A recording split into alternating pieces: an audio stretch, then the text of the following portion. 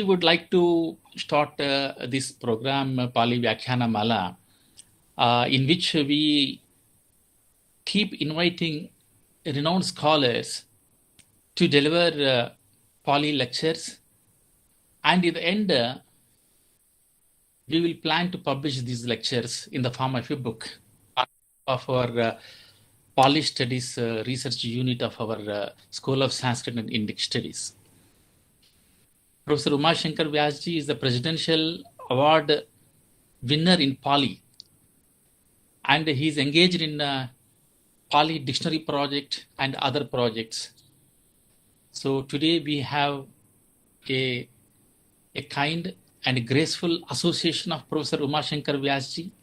So we are very happy, and I welcome Professor Umashankar Vyasji to this lecture.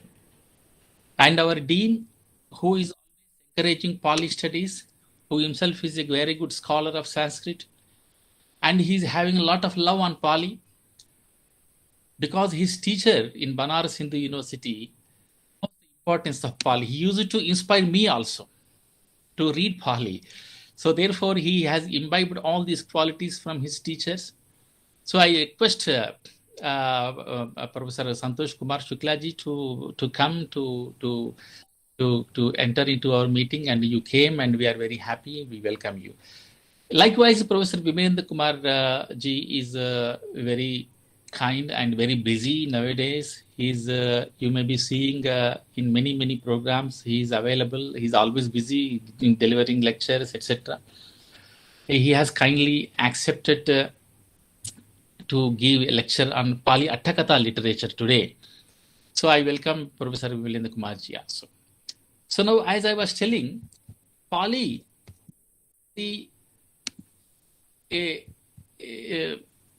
indescribable resources in ancient India. That's why we are having some courses of Pali in our center, and also we are teaching Pali language and literature. But usually people normally, whenever we discuss about the Pali, they speak about the Tripitaka literature, canonical literature only. But there is a non-canonical Pali literature which is very interesting. Many Indians are still unaware of this literature. So today's program is basically based on the non-canonical literature of Pali. That's why I'm telling there is a non-canonical literature in Pali which is very interesting. Many Indians are still unaware of this literature. Therefore, there are a number of poems, grammatical texts, and other books in Pali. All these need to be available to Indians. Atthakatha literature is very helpful in understanding the original Pali texts. There are contradictory views among the scholars on the subject. Those who say Atthakatha literature is not much helpful in understanding Pali literature, they are of opinion that Atthakatha texts are not much help in translating the original Pali texts. But, just 1 minute, I am admitting. But there is a complete use of Atthakatha literature. And I remember an interesting piece of Atthakatha literature when I found a verse, Khidda Rati Hoti Sahaya Majhe. Khidda Rati Hoti Sahaya Majhe in Khaggavisana Sutta of Sutta Pitaka. I wanted to understand the meaning of word Khidda. For this, I have opened its Atthakatha text where I found a beautiful commentary Atthakatha to this Khidda. Atthavandanayam pana Khiddati Kilana. Say what he is explaining Khidda. I didn't understand what is Khidda. Khidda. This is a very strange word. And when I opened the Atthakatha literature text on this, they say that Atthavannanayam pana Khiddati Kilana sa duvidha hoti. Kaika vachasika cha. Tatta kaika nama attihi pi kilanti. Assehi pi kilanti. रदेहि पिकीलन्ति धनुरपि थरुहिपि एवमादि वाचसिका नाम गीतं सिलोकभणनं मुखभेरीति एवमादि. So they kind of two kinds of khidda. Khidda means kirana. See, khidda means two kinds of place. One is kaika, other is vachasika. Kaika place are all these places. Just they are explaining very clear. This is how actually Pali literature shows our cultural, ancient way of life, ancient life. It is very clearly explained here. You see, kaika kida asehipi, radhehipi, dhanuhipi, tharuhipiti. Tharuhi, by trees. People can play. It's a kaika krida. And Vachasika krida is very interesting. You see, Vachasika is a Geetam Siloka Bhananam. You understand? Siloka Bhananam means saying the shlokas. Also was Vachasika krida in those days. Santoshji must note this point. Shloka Bhananam. Shloka Bhananam was Vachasika krida. So in this way, we have a lot of information in Pali. Therefore, we are concentrating on Pali non-canonical literature today. So for this, without wasting much time, just I wanted to give a brief introduction. Now I invite Professor Umashankar Vyasji to say a few words about the non-canonical literature of Pali, particularly the Vamsha literature of Pali.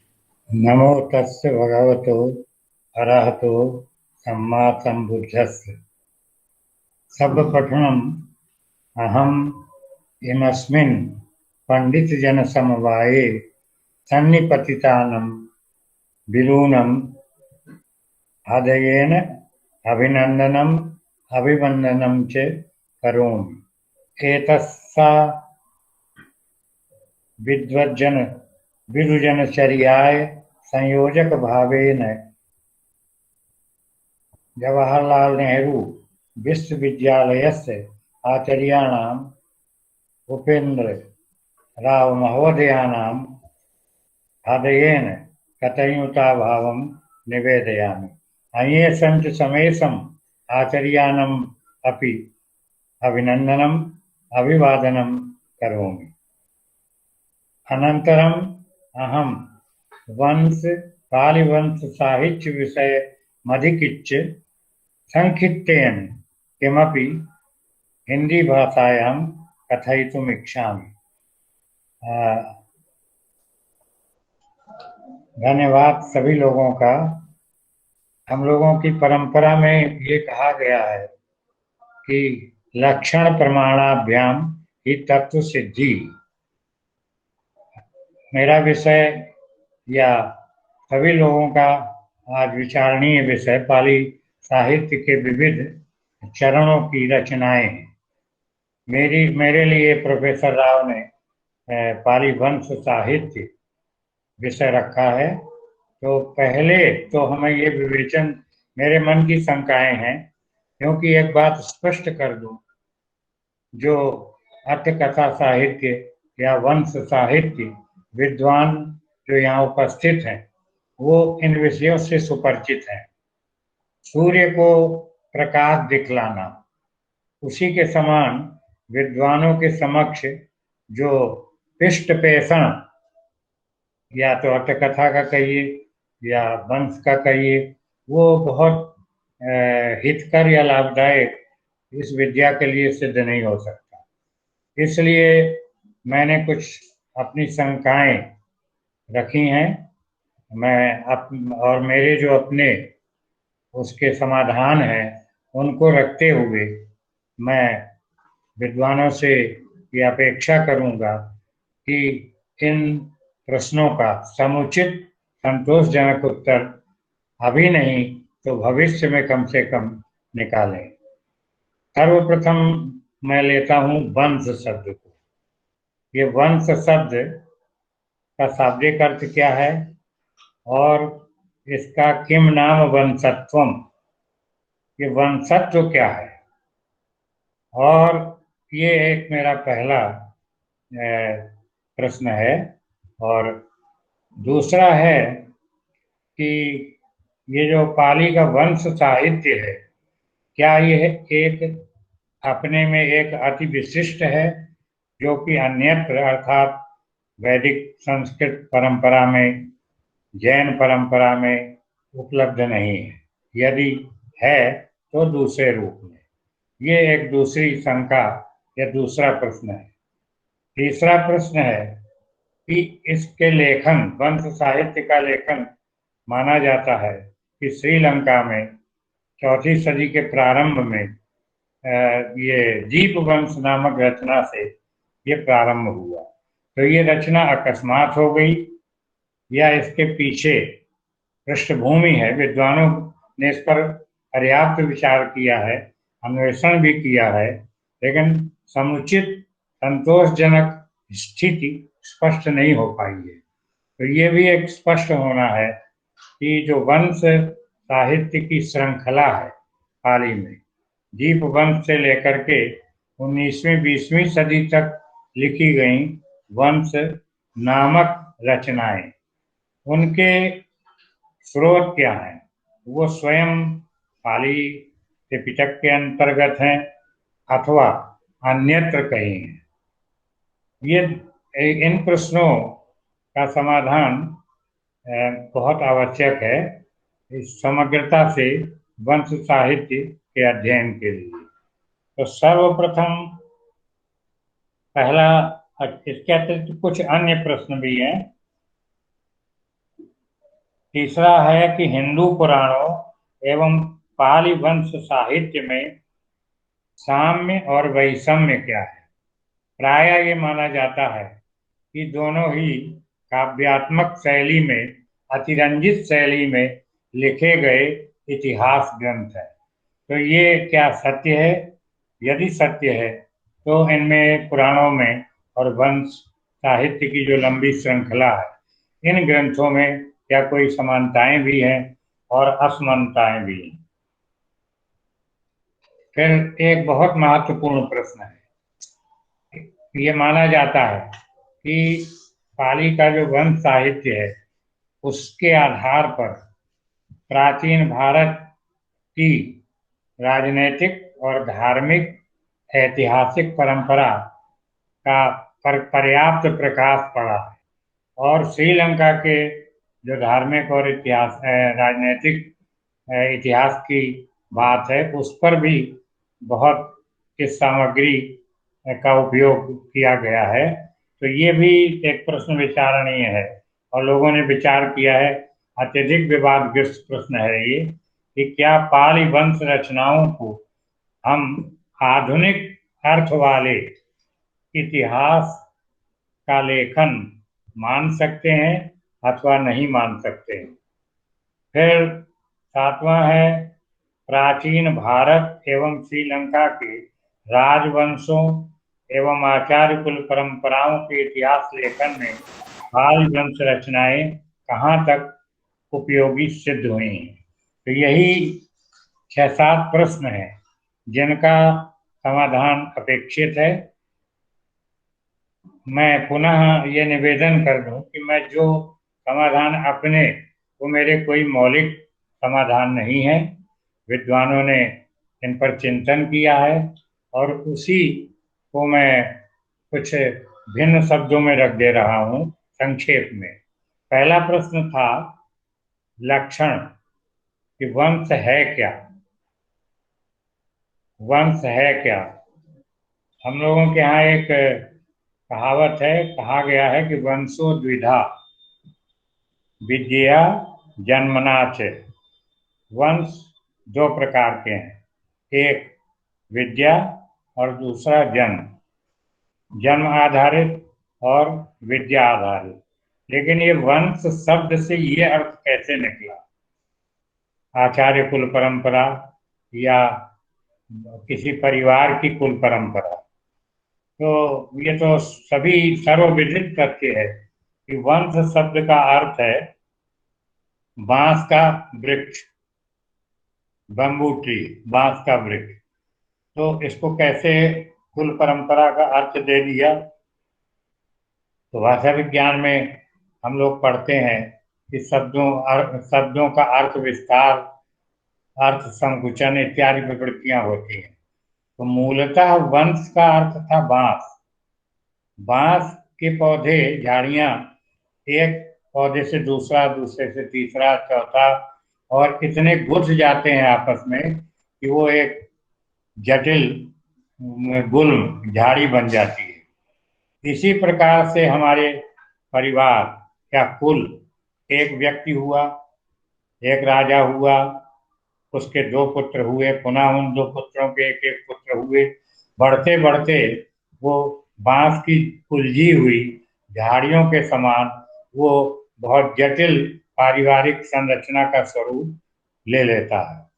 संभवतः इसी कारण बांस अर्थ वाले वंश शब्द का अर्थ विस्तार करके कुल परंपरा के अर्थ में वंश शब्द का प्रयोग किया गया।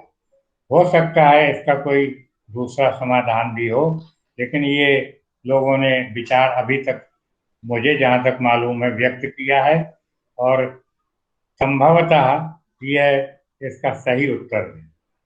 दूसरा प्रश्न है कि ये वंश शब्द या वंश साहित्य लेखन सर्वप्रथम पाली में ही प्रारंभ हुआ या इसके स्रोत कहीं अन्यत्र हैं। तो कुछ जो खोजें की गई, तो ब्राह्मण ग्रंथों में एक शाखा है जिसको बोलते हैं वंश ब्राह्मण। उसमें जो आचार्य कुल हैं उनकी परंपराओं का वर्णन है। इसके अतिरिक्त बृहदारण्यक उपनिषद के दूसरे अध्याय के छठे ब्राह्मण का नाम है मधु विद्या वंश। उसमें प्राचीन भारत की एक विद्या थी मधुजीव विद्या। उस विद्या से संबद्ध जो आचार्य हैं उनकी आचार्य शिष्य परंपरा का उल्लेख बृहदारण्यक उपनिषद के दूसरे अध्याय के छठे ब्राह्मण में ये उल्लेख प्राप्त होता है। इसके अतिरिक्त इसी उपनिषद के चौथे अध्याय के छठे ब्राह्मण में याज्ञवल्क्य ऋषि की आचार्य शिष्य कुल परंपरा का विस्तृत वर्णन मिलता है। छांदोग्य उपनिषद में इतिहास पुराण शब्द संभवतः भारतीय साहित्य में सर्वप्रथम उस उपनिषद में ही प्राप्त होता है, और उससे पता चलता है कि इतिहास पुराण का लेखन इस उपनिषद के रचना काल तक जरूर लोगों को विदित था और प्रारंभ हो चुका था। फिर कुछ बाद में चलें तो सर्वविदित है, महाभारत की कोई निश्चित समय सीमा बतलाना बड़ा कठिन है। उसके बहुत प्रक्षिप्त अंश भी हैं, कई उपग्रंथन भी हैं, लेकिन उसका एक अंतिम जो रचना है उसको हरिवंश नाम दिया गया, जो निश्चित रूप से परवर्ती है, लेकिन वहाँ वंश शब्द का प्रयोग है। फिर सर्वविदित है महाकवि कालिदास की एक रचना सुप्रसिद्ध जिसका नाम है रघुवंश। उसमें पूरे रघुवंश के जो राजा हैं उनकी वंशावली का वर्णन है। तो इतने चीजें हमें वैदिक परंपरा में और भी, लेकिन ये मुख्य उदाहरण हैं। तो ये विचारणीय है कि इन सब के रहते हुए क्या त्रिपिटक के संकलन कर्ताओं अथवा श्रीलंका में पहुंचने पर जो अट्ठकथाएं सिंहली अट्ठकथाओं में अनुदित हुई, उन अट्ठकथाओं में क्या केवल त्रिपिटक से ही वंश लेखन की प्रेरणा ली, अथवा पहले से विद्यमान प्राग बुद्धकालीन उपनिषदों और कुछ ब्राह्मणों से भी उन्हें यह प्रेरणा मिली? यह प्रश्न मेरा है जो अनुत्तरित है। मुझे आशा है कि विद्वान इस पर विचार करेंगे। मेरे दृष्टि में संभवतः इन स्रोतों से भी प्रत्यक्ष अथवा अप्रत्यक्ष रूप में अवश्य पाली वंश लेखकों को कुछ न कुछ प्रेरणा प्राप्त हुई हो। इस प्रश्न के बाद फिर स्वयं पाली साहित्य में आए कि जो पाली वंश लेखन जिसका समारंभ विधिवत दीपवंश से मानते हैं, उनके प्रेरणा स्रोत क्या है? पाली प्रेरणा स्रोत, पाली भाषा के, पाली साहित्य के प्रेरणा स्रोत। तो इस पर तो विंटरनित्ज, गाइगर, बीसी लॉ जैसे बड़े बड़े विद्वानों ने, विंटरनित्ज ने स्पष्ट लिखा है कि ये जो पाली वंश रचनाएं हैं उन पर प्रभाव पड़ा है मुख्य रूप से जो बुद्ध वंश है, बुद्ध वंश, चर्या पिटक, आपदान और जातक। मुझे लगता है कि दोनों की शैली में बड़ा अंतर है। बुद्ध वंश में जो बुद्ध हुए हैं गौतम बुद्ध से पहले, उनकी विषय में वर्णन है। इसी तरह अपदान में जो थेर और थेरियां हैं उनका है। चर्या पिटक में पारमिताओं की साधना है बोधिसत्व के द्वारा। तो इन सबों को वास्तविक जो बाद में जो दीपवंश इत्यादि में जिस ढंग से इतिहास लिखा गया, उस ढंग की बात इन किन्हीं रचनाओं में प्राप्त नहीं होती। प्रकृति भिन्न है दोनों की, नाम भले ही वंश रहे। इसलिए ये भी प्रोफेसर विंटरनित्ज का ये कथन विचारणीय हो जाता है कि जो दीपवंश इत्यादि रचनाएं हैं उन पर त्रिपिटक के बुद्ध वंश, अपदान, चर्या पिटक और जातक का प्रभाव पड़ा। फिर दूसरे महत्वपूर्ण स्रोत हैं जो कि निश्चित रूप से विश्वसनीय कहे जा सकते हैं, वो है सिंहली अट्ठ कथाएं, जो अभी प्राप्त नहीं है, लेकिन जिनके उद्धरण और जिनका नाम उल्लेख आचार्य बुद्ध घोष इत्यादि अट्ठकथाकारों ने बार बार किया है। और इन सिंहली अट्ठकथाओं में भी एक का नाम बार बार आता है, वो है सीहल अट्ठकथा महावंश। तो उससे कहते हैं, अधिकतर लोग मानते हैं कि जो ये हमारे दीपवंश और महावंश के रचनाकार हैं, इन्होंने प्रभुत और प्रचुर मात्रा में प्रेरणा प्राप्त की है। और ये अलग बात है कि दीपवंश के रचनाकार ने किसी एक को सुव्यवस्थित रूप में नहीं रख पाया है। पुनरावृत्तियां हुई हैं। कभी एक सिंगली अट्ठकथा से एक तरह का विवरण वो रख दिया, दूसरी सिंगली अट्ठकथा से दूसरी तरह का विवरण वो रख दिया।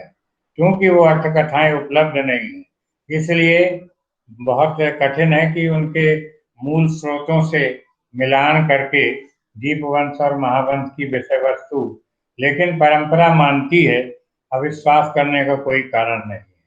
तो ये पाली के स्रोतों में सबसे महत्वपूर्ण स्रोत सिंहली अट्ठकथाएं और विशेष रूप से सीहल अट्ठकथा महावंश, और साथ साथ बाद वाली जो वंश रचनाएं हैं उनमें आचार्य बुद्ध घोष की समंत पाशादिका इत्यादि की जो निदान कथाओं में ऐतिहासिक अंश हैं, वो भी सुनिश्चित प्रेरणा स्रोत सिद्ध हो सकते हैं। तो पाली के प्रेरणा स्रोतों के विषय में बस इतना ही। अब इन पाली वंश रचनाओं को क्या हम इतिहास लेखन आज के अर्थ में मान सकते हैं या नहीं मान सकते? ये प्रश्न बहुत ही विवादग्रस्त है और इस पर मैं अधिक क्या कहूँ। अब ऐसे अगर देखा जाए तो ऐसा लगता है कि प्राचीन काल से ही भारत में जो भी इतिहास लेखन के नाम से हुआ, वो सभी कवित्वमय और अतिरंजित, ये दो उसमें विशेषताएं हैं। एक तो उसको काव्यात्मक स्वरूप देंगे, तो काव्य में तो उपमाएं होती हैं। उपमाएं जो है कोई आवश्यक नहीं है कि लोक व्यवहार से जुड़ी हों। उपमाओं में तो जो असंभव है उसको भी संभव। तो अलंकारिक प्रयोग और फिर अतिरंजित वर्णन। उदाहरण के लिए त्रिपिटक जब हम पढ़ते हैं तो मध्य देश में ही भगवान बुद्ध को चारिका चरण करते हुए देखते हैं। मध्य देश के बाहर भगवान बुद्ध की चारिका का कोई प्रमाण कम से कम त्रिपिटक में प्राप्त नहीं होता। लेकिन दीपवंश और महावंश में भगवान बुद्ध 3 बार आकाश मार्ग से उड़कर श्रीलंका जाते हुए बतलाए गए। इसी प्रकार महेंद्र आदि जो धर्मदूत श्रीलंका गए, उनको भी आकाश मार्ग से उड़ते हुए दिखलाया गया। तो ये कुछ अलौकिक चमत्कार पूर्ण वर्णन उनमें हैं। इनके अतिरिक्त बौद्ध धर्म के प्रवेश से पूर्व विजयबाहु से श्रीलंका जाने के पूर्व वहां की परिस्थितियों का, यक्षों, राक्षसों इत्यादि नागों का जो वर्णन है वो भी अतिरंजित और अलौकिक है। लेकिन मेरा ये विनम्र निवेदन है, सभी लोग इससे सहमत होंगे कि इन अतिरंजित वर्णनों, पौराणिक शैली में किए गए वर्णनों के बावजूद निश्चित रूप से दीपवंश और महावंश ने अपनी उपयोगिता श्रीलंका के इतिहास, धार्मिक और राजनीतिक, भारत के कम से कम सम्राट अशोक के समय तक का इतिहास में बहुत सहायता की है। विशेषकर काल गणना, तिथि निर्धारण जो हुआ है भारतीय इतिहास में भी और श्रीलंका में, उस विषय में निश्चित रूप से बुद्ध के महापरिनिर्वाण के प्रारंभ करके उसको केंद्र बिंदु मान करके विभिन्न राजाओं के राज्यारोहण और शासन का जो तिथि निर्धारण है वो निश्चित रूप से इनके बिना संभव नहीं था। तो इस रूप में बड़ी उपयोगिता। उदाहरण के लिए बतलाया गया है कि भगवान बुद्ध के महापरिनिर्वाण प्राप्त करने के 218 संभवतः 218 वर्षों के उपरांत सम्राट अशोक जो है सिंहासन पर बैठे। इसी प्रकार की अनेक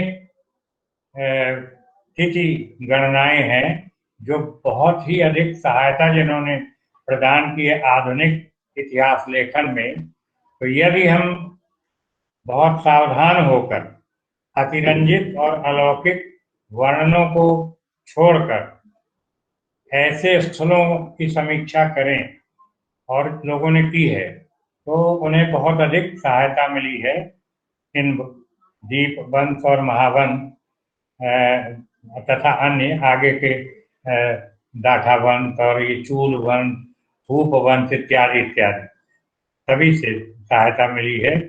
सबसे बड़ी बात तो ये है कि संस्कृत की जो वैदिक परंपरा है उसमें जो पुराण है वो भी सर्गस्य प्रतिसर्गस्य वंशो मन्वन्तराणि च वंशानुचरितम चैव पुराणम पंच लक्षणम। 5 लक्षण तो हैं, सृष्टि, प्रलय, वंश और वंशानुचरित, वंशों का वर्णन भी है। लेकिन जिन पश्चिमी और भारतीय विद्वानों ने काम किया है, बहुत कठिनाई हुई है, उनमें धार्मिक पक्ष अधिक है, धार्मिक पक्ष अधिक है इनकी तुलना में। दूसरी बात, जैसी एक श्रृंखला पाली में चली, दीपवंश से जो प्रारंभ हुई वो बिना किसी व्यवधान के 20वीं सदी तक चली आ रही। ये एक उसकी पाली वंश साहित्य की बहुत बड़ी विशेषता है कि वो श्रृंखला कभी टूटी नहीं। जबकि जो पुराण है वो तो एक सुनिश्चित समय तक आकर 18 पुराण लिखे गए और उनका लेखन फिर स्थगित बंद हो गया। तो ये एक विशिष्टता है। दूसरी सामान्य बात जो पुराण और वंश में मिलती है, धार्मिक पूर्वाग्रह, इस पर विचार करने की बात है। तो मुझे लगता है कि पुराणों में भी और वंश साहित्य में भी धार्मिक पूर्वाग्रह अवश्य है। विशुद्ध ऑब्जेक्टिव दृष्टि, वस्तुनिष्ठता का जैसे प्राचीन ग्रंथों में प्रायः अभाव रहता है, वही अभाव आपको मिलेगा अगर आप निष्पक्ष भाव से इसकी सामग्री का अवलोकन करें। अपने धर्म को ऊंचा करके दिखलाना, अन्य धर्मों को निम्न और हेय दृष्टि से चित्रित करना, तो ये पुराणों में भी है। अगर शिव पुराण है तो भगवान शिव को सबसे ऊपर, विष्णु और शक्ति और अन्य धर्मों को उसकी अपेक्षा गौण। इसी प्रकार जो थेरवादी परंपरा के ये वंश ग्रंथ है, तो थेरवाद से ही ज्यादा इनका संबंध है। अन्य बौद्ध संप्रदायों का नाम मात्र उल्लेख शायद ही मिले। तो इस तरह से धार्मिक पूर्वाग्रह का होना दोनों में समान रूप से है। श्रृंखला इनकी अटूट है, ये इनकी एक बहुत बड़ी विशेषता है। तो ये कुछ चीजें हैं, मैंने केवल जो मेरे मन में शंकाएं थी। अब मैं चूंकि विद्वानों के बीच दोहराना कि दीपवंश का लेखक अज्ञातनामा है, उसकी शैली त्रुटिपूर्ण है, उसके छंद रचना में दोष हैं, व्याकरण सम्मत शब्दों का प्रयोग नहीं है। महावंश बहुत ही महत्वपूर्ण साहित्यिक रचना है, विशेषकर भट्टगामणी दुष्टगामणी जो राजा वहां का हुआ, उसके बारे में जो 13-14 सर्ग महावंश के हैं, उनको विद्वानों ने, विचरनित जैसे, गाइगर जैसे पंडितों ने उसको महाकाव्य का दर्जा दिया। तो ये सारी बातें सभी लोग जानते हैं, उनको मैं आप विद्वानों के समक्ष दोहराऊं, आपका समय बर्बाद करूं, इसलिए उसको उचित नहीं समझता। संक्षेप में मेरे मन में जो कुछ संदेह थे, उनको मैंने आप विद्वानों के समक्ष प्रकट किया है, और मुझे आशा है कि वंश साहित्य का तो अध्ययन अभी बहुत काफी हुआ है, आगे भी होगा। पुराणों से भी तुलनाएं हुई हैं, अभी और भी कुछ पक्ष बचे हैं जिन पर होना चाहिए। इन्हीं शब्दों के साथ मैं सभी विद्वानों को धैर्यपूर्वक मेरी बहुत ही प्रारंभिक चर्चा, जो वंश विषयणी बिल्कुल प्रारंभिक चर्चा मैं इसे कहूँगा, उसको आपने सुना। और मैं आजकल मेरा स्वास्थ्य भी अच्छा नहीं है, इसलिए मैं पुनः पुनः प्रोफेसर उपेंद्र राव जी को हार्दिक साधुवाद देता हूँ कि उन्होंने मुझे इस विद्वत गोष्ठी में उपस्थित होने का अवसर प्रदान किया। अध्यक्ष महोदय प्रोफेसर शुक्ला जी को बहुत बहुत धन्यवाद, मुझे समय दिया और मेरी बातों को सुना। प्रोफेसर विमलेंद्र जी को भी बहुत धन्यवाद, आप इस विद्या के विद्वान हैं। विशेष मौलिक शोध यदि होती है वंश में, वंश साहित्य में या अटकथा में, तो आप ही लोगों पर है। और हम लोग तो डूबते हुए सूर्य हैं, और मध्याह्नकालीन सूर्य और उदित होते हुए सूर्य को हम अपेक्षा करते हैं कि इन क्षेत्रों में भी नई दृष्टियां लाएंगे, और नई दृष्टियों से और व्यापक इतिहास की दृष्टि से और साहित्य की दृष्टि से, भाषा की दृष्टि से भी इन सभी रचनाओं को फिर से विचार करेंगे। धन्यवाद। भवतु शब्दमंगलम।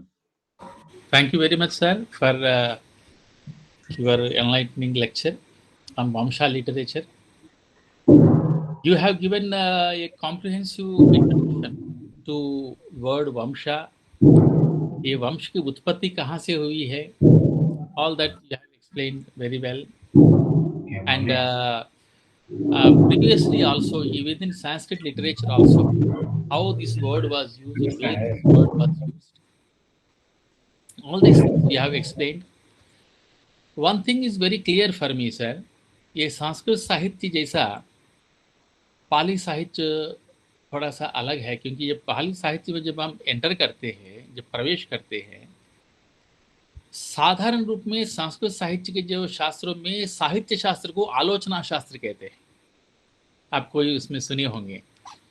लेकिन पाली साहित्य भी एक आलोचना शास्त्र है, because just by studying Pali, some grammar, some Buddha's teaching is not Pali literature. Pali literature contains a lot of history also.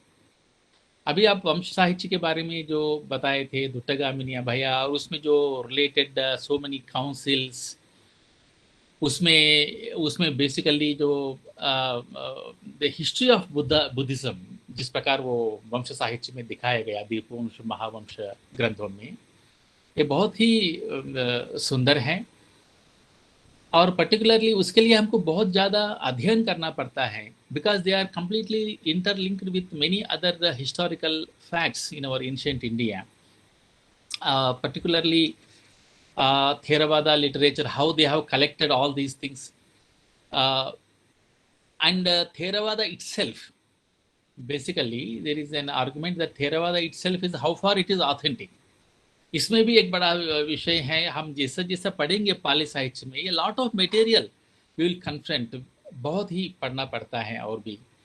और generally if you look at Pali gathas, they look very simple, but they have deeper meaning.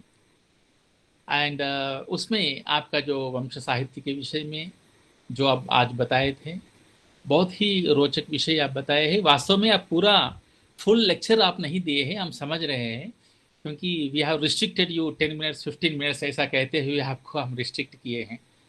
We are very sorry, because we wanted to make it very short a lecture programme. Next time we will invite you, and उस समय में आपको और भी elaboratively you can explain on any one subject, one aspect of Pali literature. So thank you very much, sir, for enlightening on Vamsha literature.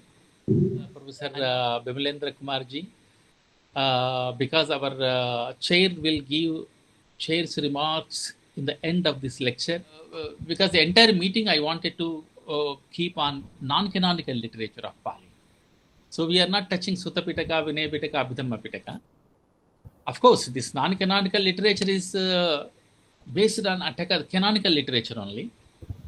We cannot completely distinguish like this, but non-canonical literature is very interesting, because we should also look at that literature.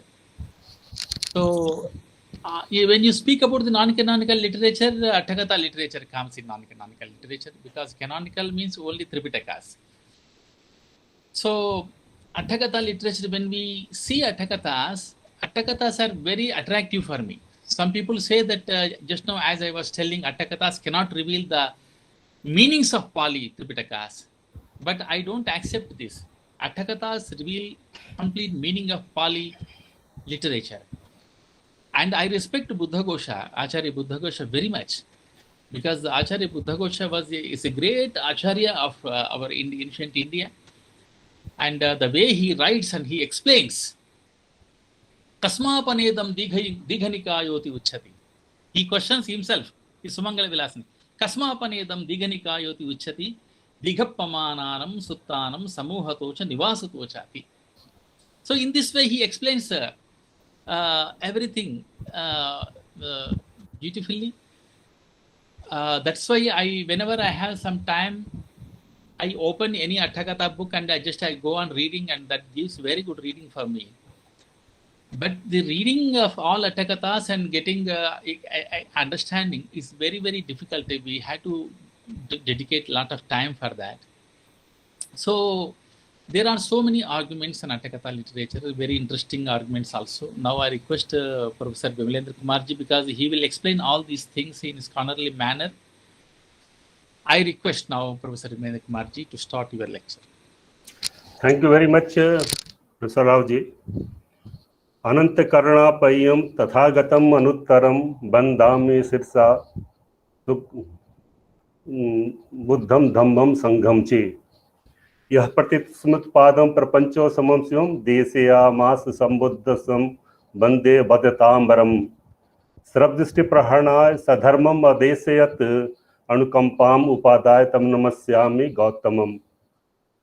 Most respected Professor Santosh Kumar Shukla ji, chairman of this small Pali Vyakhyanamala, Professor C. Upendra Rao, who is the convener of this Vyakhyanamala, and my most respected Professor Umashankar Vyas ji. I feel very much glad to see a galaxy of Sanskrit scholars in this Vyakhyanamala. I am also afraid to speak something on this very topic before a galaxy of intellectuals in the field of Sanskrit studies. Although I have been given a topic on Pali Atkatha literature, I will confine myself with the Pali Atkatha literature. And in this, I am not going to discuss all the Atkatha literature in a very detailed manner, because scholars are very much aware of that what are the Atkathas which are written on the canonical literature. But today I am going to speak that what are the literal meanings of Atkatha. How does it differ from the Sanskrit Tika or Anutika? What are the meanings which have been given in the text, canonical text, as well as in the commentary literature regarding our Atkatha?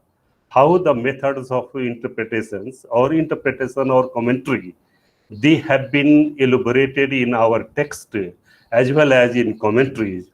What are the sources of our commentaries writing Pali Atkatha? What are the importance of our, what are the methods of interpretations in our Pali Atkathas? I will also speak that what are the significance or importance of Pali Atkathas in a very brief manner. And lastly, I will also give a very much, you can say, brief manner that what are the demerits of our Pali Atkatha literatures also. So as we know that in Sanskrit, this term Arthakatha has been coined as a Arthakatha. Although this Arthakatha has not become very much popular in our Sanskrit coinage or usage, but it became much popular in our Pali literature also. And if you see that in Arthakatha, there are two, you can say, words, Arth and Katha. And there is a verb which is Kath. And if you see, there are very senior Sanskrit scholars also, Kath Vakya Prabandha, that etymologically it is derived from the Kath, which denotes anything is spoken and could comprehend all forms of communications, whatever we are in the form of debate, communications, or dialogue, whatever we are speaking, or discussions, or the disputes. So, Katha Vakya Prabandha, that it is in the form of discussion, debate, or the things. Again, in the semantic development of our this Arth Katha or discourses, the like we are having a Ram Katha or Jatak Katha or whatever, it is not in that sense here in a Pali Atkatha. But in Pali Atkatha, it is in the sense of expositions of the meanings, how the terms have been defined in a very clear term and in a very understanding with the temperament of the person concerned. This has been given. The coinage of the Atkatha in our Sanskrit or in Ram Katha and whatever, it is only for the discourse. But in Pali Atkatha, it is in the sense of giving exposition of the technical terms which have come in the our canonical suttas. Also, that we are having Bitanda, or you can say Vivad or dialogue. In the suttas like Samaya Phala Sutta, we are having that how there are 6 Tarthik Acharyas, they are making a debate with the king as well as the Buddha also, how the ministers is making a dialogue with the Buddha and how the Buddha is also making the... In the same way, we are having that method of debate in the Milind Pahi also, and how the logic and epistemology have been developed in our Milind Pahi. So these are the things which have been developed there. But here Atkatha is only in the never, you can say, not in that Sanskrit term, but here it is in the sense of giving the meaning of the technical terms also. It is also interesting to know that in the later our Pali Acharyas, they adopted also tikas or deepani also. Like we are having Abhidhamma Mulatika or Diknikai Multika or Anutika also. In our later Acharyas, they also adopted as Anudipani or Paramatta Dipani, which are quite similar to the text which are available in our Sanskrit, but they are not available in our, you can say, and Pali Acharyas, they also left the idea of Pali Atkatha, whatever they are having. So I am giving that how the Atkatha, which was already developed by the Buddha himself when he was preaching the teachings in the suttas from village to village or janpadas to janpad also. So I will give you in a very brief manner that how he is explaining the terms whenever the terms, technical terms are not clear to the persons also. So here in first noble truth, if you see that how the term Dukkham arya satyam, that jati pi dukkha, jara pi dukkha, marnam pi dukkham, api yahi sampayogo dukkho, that here there is no technical term, the jati or the panch khand has been discussed.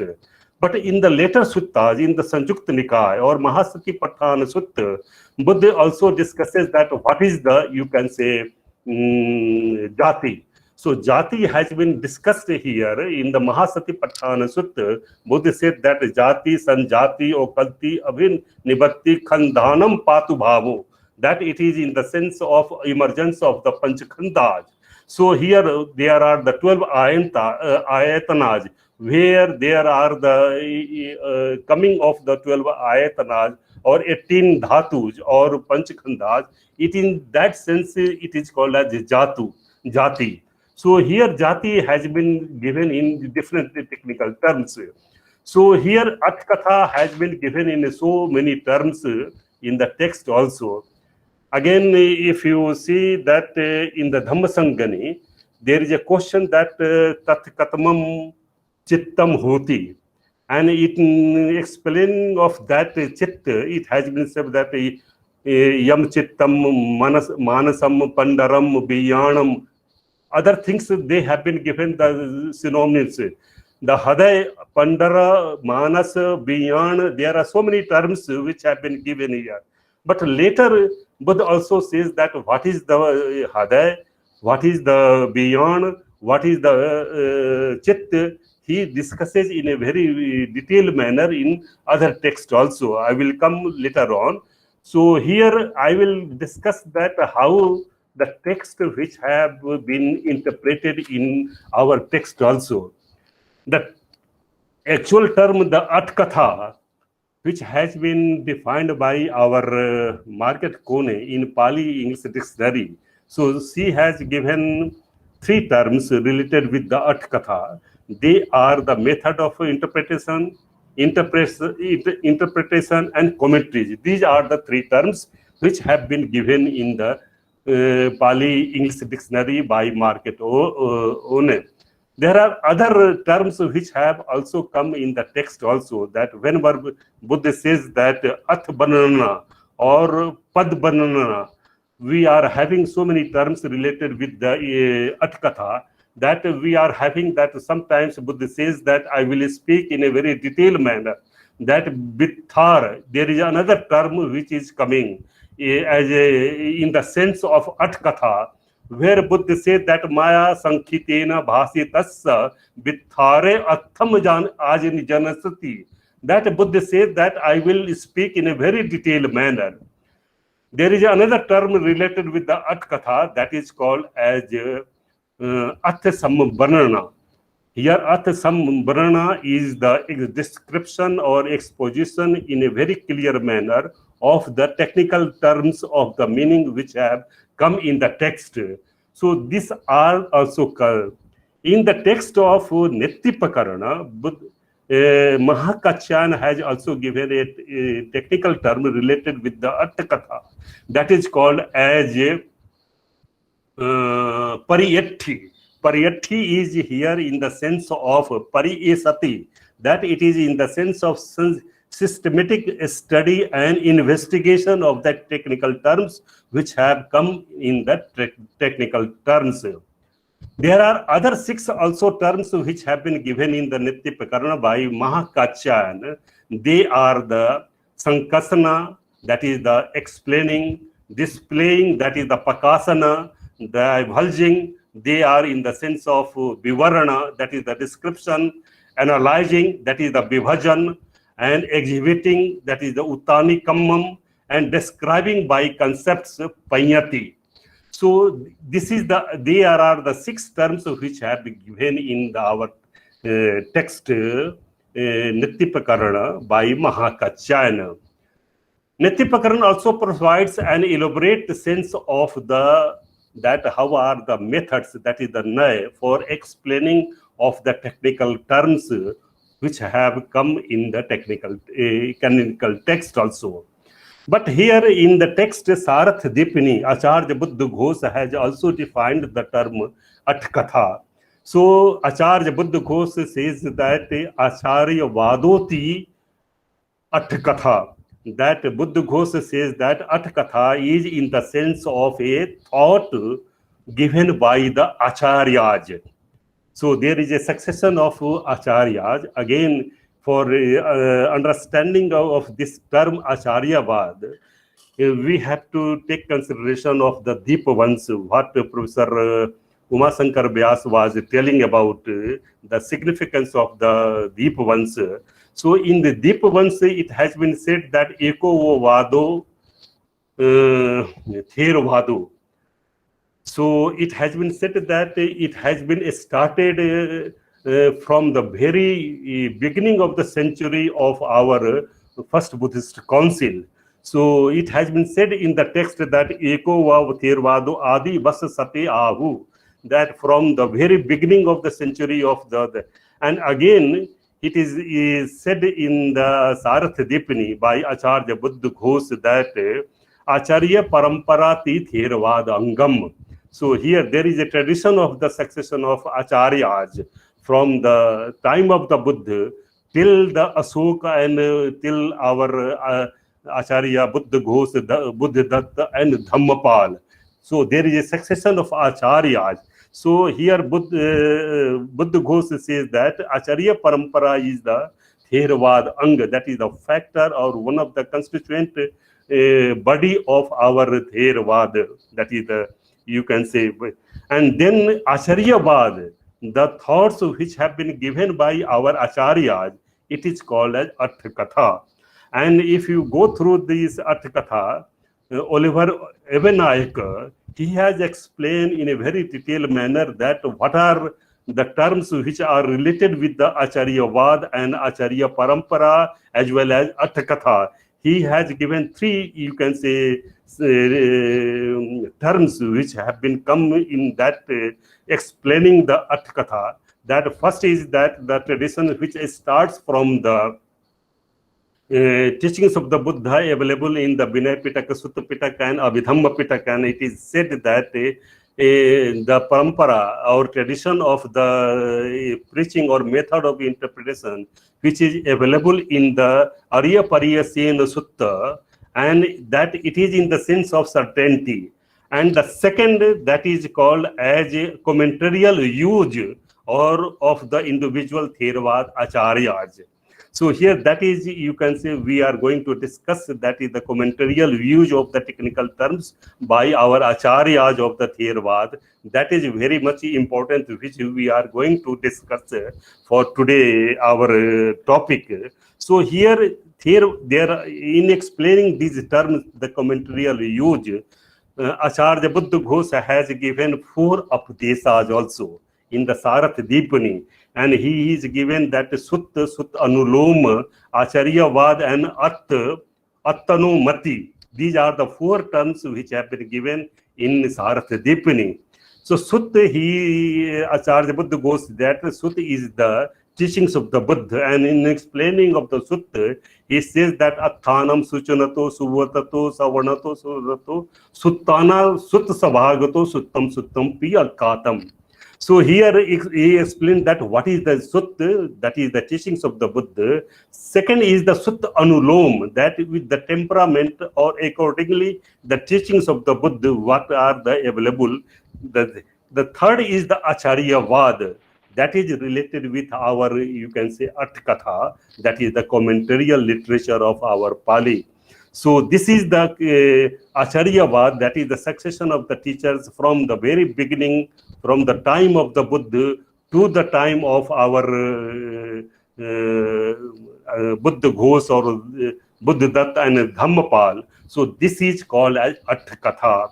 And there are so many things which have, and lastly, Attanumati, that is the views of the individual teachers or acharyas, which are quite relevant to the teachings of the Buddha, which are available in the Vinaya Pitaka, Sutta Pitaka, and Abhidhamma Pitaka.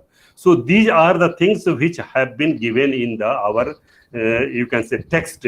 So in the brief manner, I would like to say that Arth-katha, it is another name of the interpretations, because Market Kone has given the three terms, that is the interpretation, method of interpretations, and the commentary. These are the three terms for the Arth-katha. And I think that methods of the interpretations and the commentary, these two terms are quite significant with for explaining the term Arth-katha. And this Arth-katha is in a very is a systematic mode for explaining or in giving expositions of the teachings of the Buddha. So at the time of the Buddha also, we are having that there are so many peoples who are approaching to the Buddha for explaining of the technical terms also. And we are having that how Sariputta, Anand, Mahakotil, they are explaining the technical terms which were spoken by the Buddha when he was preaching the Sutta also. And we are having the references of some nuns also named as Dhammadinna, Khema, and Patachara. They were also explaining the teachings of the Buddha which were not explained by the Buddha to the people. And Buddha is also praising all these teachers, Sariputta, Anand, Mahakotil, and Dhammadinna, Khema, and Patachara, and says that their intelligentsia are much above the common people also. And we are having that how Madhu Pindak Sutta, which was uttered by Mahakachan, and he was also understood as a good explanation, giving the good explanation of the teachings of the Buddha. And lastly, we are having Nitya Pakarnas, that how it was composed by Venerable Mahakachan also. So these are some of the terms which were available at the time of the Buddha also, that these were I am explaining that how the origin of the commentary or interpretations of the teachings of the Buddha, which began at the time of the Buddha itself, and how it was continued by the succession of their teachers from the 6th century BC to 5th century AD till Buddha Ghosa Acharyas. So now I will give you in a very brief manner about what are the methods of the interpretations in the commentaries, how the terms have been explained in a better way for understanding of any technical terms. So we are having that there are 4 indigenous qualities which have been given by Acharya Buddha Ghosh in explaining each term of technical term.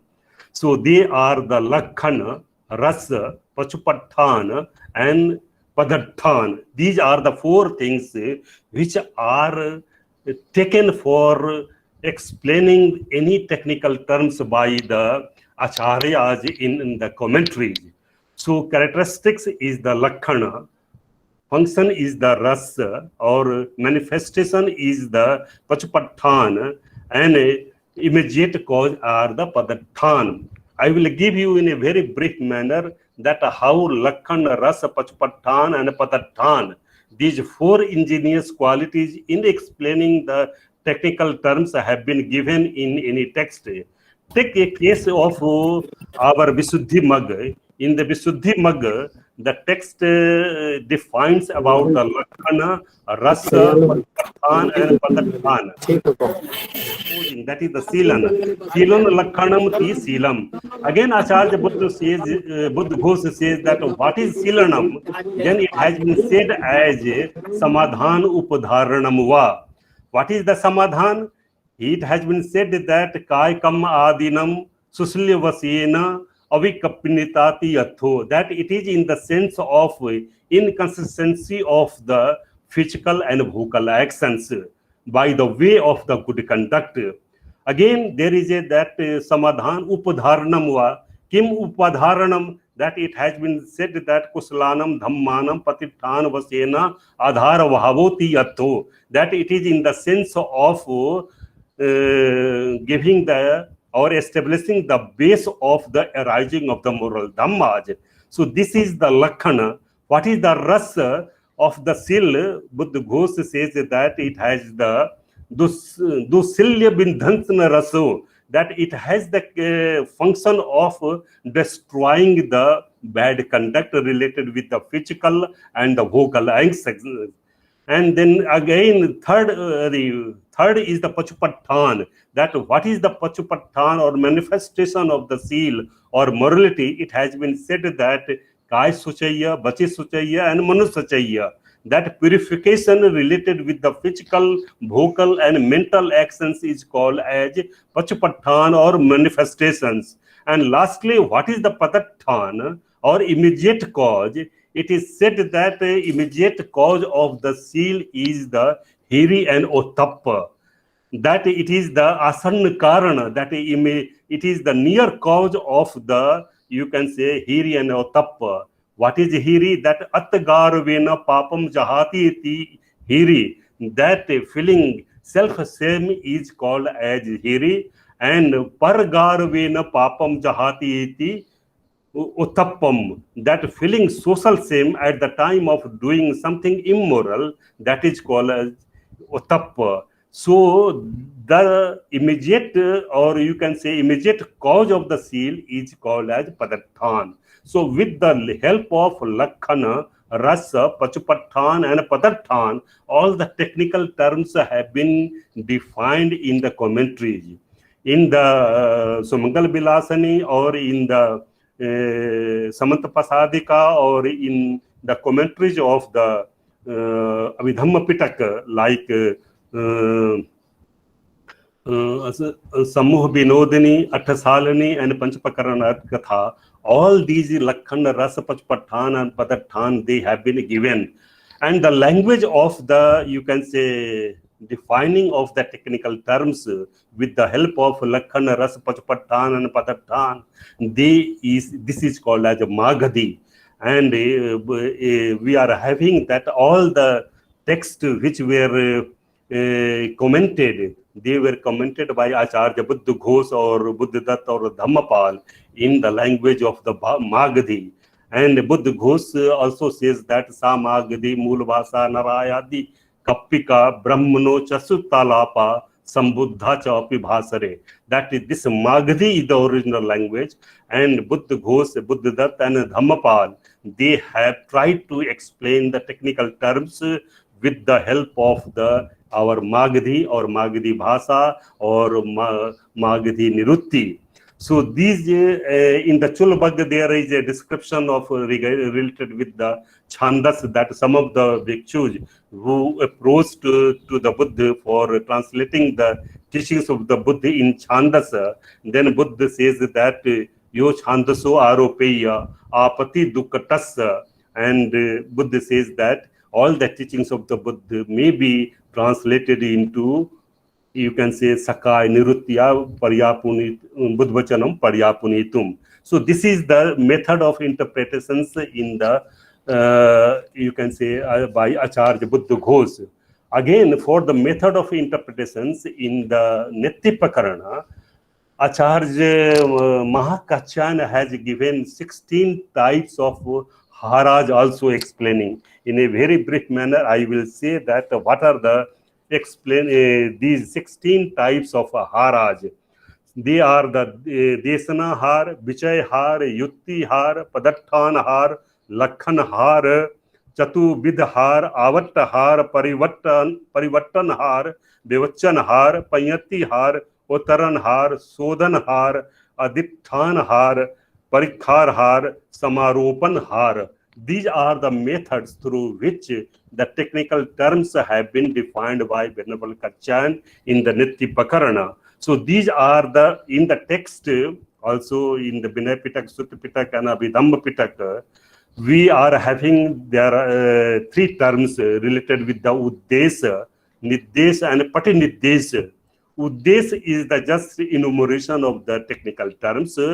Nirdesa is the explanation of the technical terms spoken by the Buddha. In the Pathan, or you can say other terms, we are having so many terms that how Nirdes Nay or Uddes Nay, they have been given. There is another term, Patinirdes.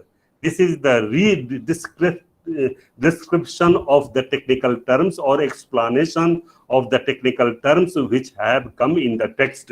So these are the methods which are available in the text. And there is another term which are also coming in the Nityapakarana, that is called as Pariyatti.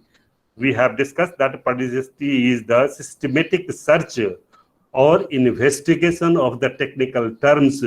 And Buddha also says that you do not accept the things, whatever it is coming to the traditions, from the traditions or from the any persons, but you just investigate it with that whether they have been set in the canonical text or not, then you accept it. And that is the Pariyatti or investigation is the main, that how you have to investigate a systematic study of the technical terms, then you have to decide your things.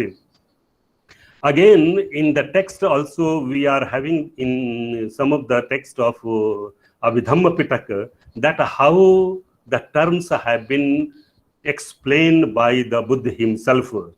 In the Vibhanga, which is supposed as a second text of Abhidhamma Pitaka, as well as a supplementary text of the Dhammasangani, which is called as a Mulapakarana of Abhidhamma Pitaka. In Vibhanga, we are having, there are three, you can say, method of interpretations of the technical terms. First is called as Sutanta Bhajaniya, second is the Abhidhamma Bhajaniya, and third is called as Panya Puchaka. So these are the methods for explaining of the terms. In Sutanta Bhajaniya, suppose in the first Khanda, when he is explaining Khanda Vibhanga, first is called as Rupa Khanda, and when he explains under the Sutanta Bhajaniya, then there is a question tat katmam rupam rupa khando. Then it is said that yam kinchi rupam atit anagat pachpannam va ajhattam va bahidda va olarikam va sukhmam va hinam va panitam va tad ekajham abhisahitva idam uchyati rupam. So there are five, you can say classifications under the heading of the relative nature, temporal nature, that is the atita anagata pachpannam va, relative nature, that is the ajhattam va bahitta va, qualitative nature, that is the dure va santike va, olarikam va sukhmam va, hinam panitam va, that is the nature of the distance. These are the five methods or classifications under which Rupa Khanda has been defined. Again, then there is a question, Tat Katmam Atita Rupam, Tat Katmam Battaman Rupam, Tat Katmam Anagat Rupam. It has been explained. Again, under the Abhidhamma Bhajaniya, we are having that Tat Katmam Rup Khando. It has been said, Chattaro cha Mahabhuta Chatundam cha Mahabhutanam Upada idam buchyati rupam. And lastly, under the Panya Puchaka, Buddha mix the questions under the 50 types of Dukkhamatikaj and 100 types of Dukkhamatikaj. Sorry, 22 Dukkhamatikaj and 100 Dukkhamatikaj. The questions have been asked and they have been explained. Again, in the Puggal Panyati, we are having that how the Panyati, the terms have been explained.